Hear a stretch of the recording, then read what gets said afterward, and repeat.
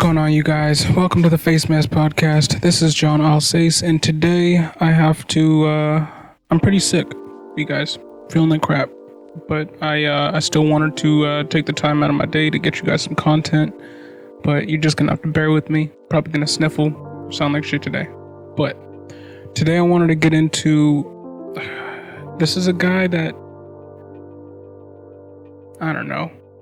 To me, Allen Robinson has been one of the best receivers in the league since 2015. His second year in the league. But it seems like in NFL circles, fantasy circles, and just about everyone I've ever talked to regarding this guy, everyone devalues his greatness. And I'm here to set the record straight. This man is a bona fide wide receiver one.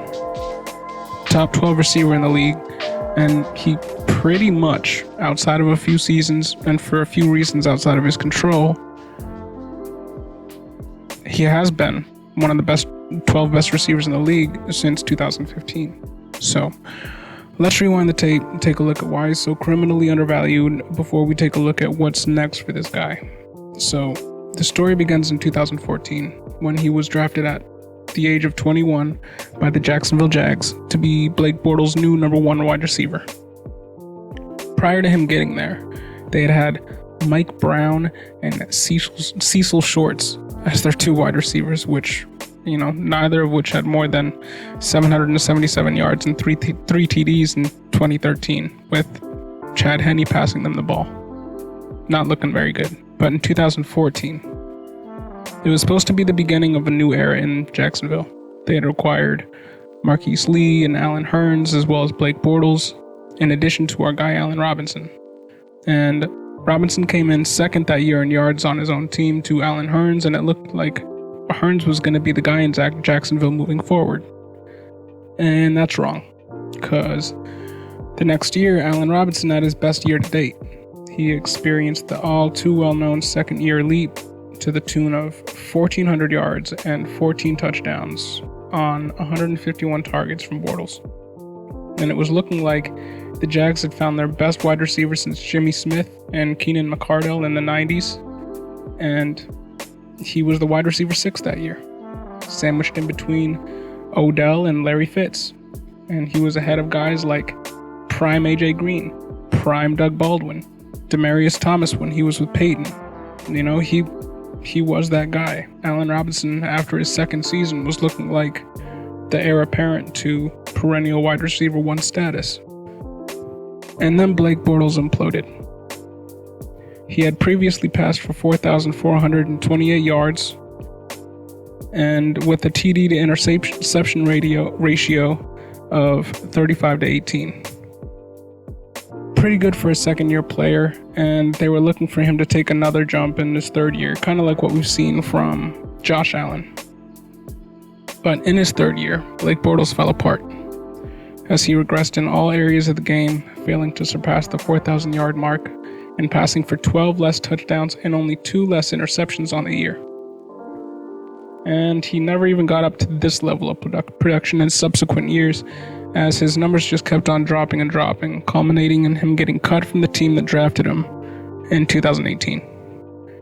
And he went on to be a backup for the Rams, and he didn't even actually play anywhere in 2020.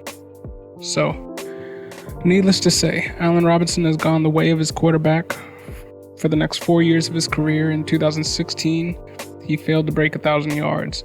In 2017, he only played one game before getting a season-ending injury in the form of a torn ACL, and he was let go from Jacksonville the following year.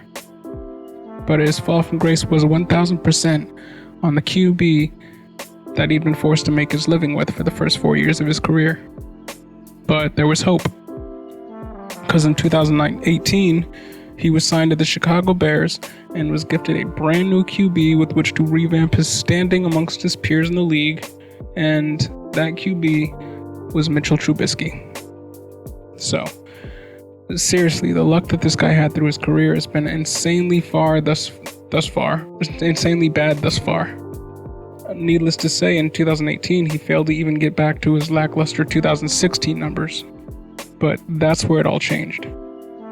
So, how did he go from 1 year wonder to perennial wide receiver one in 2 years? fuck if I know. His QB situation didn't improve at all. He still had to deal with Mitchie Biscuits. And in 2021, he had to deal with Mitchie Biscuits and Nick Foles for large portions of the season. And it didn't matter. It's like a switch flipped. And all the QB situations he'd been in his whole career just didn't matter anymore. He came out in 2019 and had his best year since 2015. He put up 1,147 yards and 7 TDs on 154 targets. He duplicated that success on an equally lackluster offense in 2020, putting up 1,250 yards and 6 TDs on the season. Since his torn ACL, he's been pretty much an uber consistent NFL and fantasy player, and now that it seems he'll be on the move once again, I think the growth that he's shown as a player will only be magnified once he starts playing with a real NFL QB instead of Blake Bortles and Mitchell Trubisky. So landing spots. I could see pretty much every team in the NFL coveting his services, but where would he have to go where he would have the most impact, and where would be the best landing spots be for him to perform? Obviously, he's looking to break the bank as the premier wide receiver on the free agency market. I say premier because Galladay's the same age, but he's coming off an injury-marred season, and Corey Davis is the next man up after Kenny G. You throw Chris Godwin in there, but I think the obvious number one guy on the free agent market at wide receiver is Allen Robinson. People have speculated the Colts because of their lack of wide receiver options, having just lost or prospectively losing T.Y. Hilton, and they have a ton of cap space available to them, as well as all the speculation that they could be in on Deshaun Watson or Matt Stafford in the quarterback sweepstakes there. But I think some sneaky landing spots would be the Jaguars, the Ravens, and the Chargers. The Jags currently have the third most cap space in the league, and a return to the team that drafted him, along with DJ Chark, Laviska Shenault, and Trevor Lawrence throwing him the ball, and James Robinson running the rock. I think that would be a star-studded group for sure. And the Ravens have been in desperate need of a true number one wide receiver since the emergence of Lamar Jackson.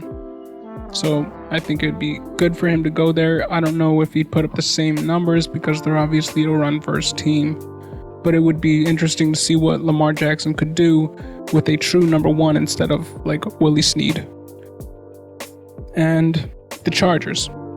They have the seventh most cap space in the league, and they will likely be losing Mike Williams and Hunter Henry in this offseason.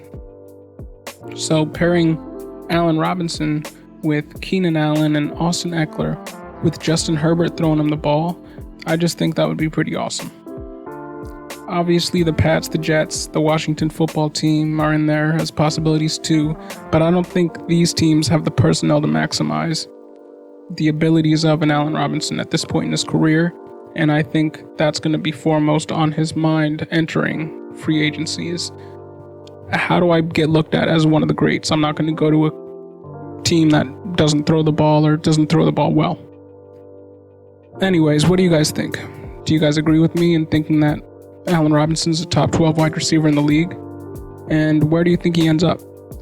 Put your thoughts in the comment section below. This has been John Alsace with the Face Mask Podcast. Thank you for listening, and thank you for putting up with my sickness. Have a good one, you guys.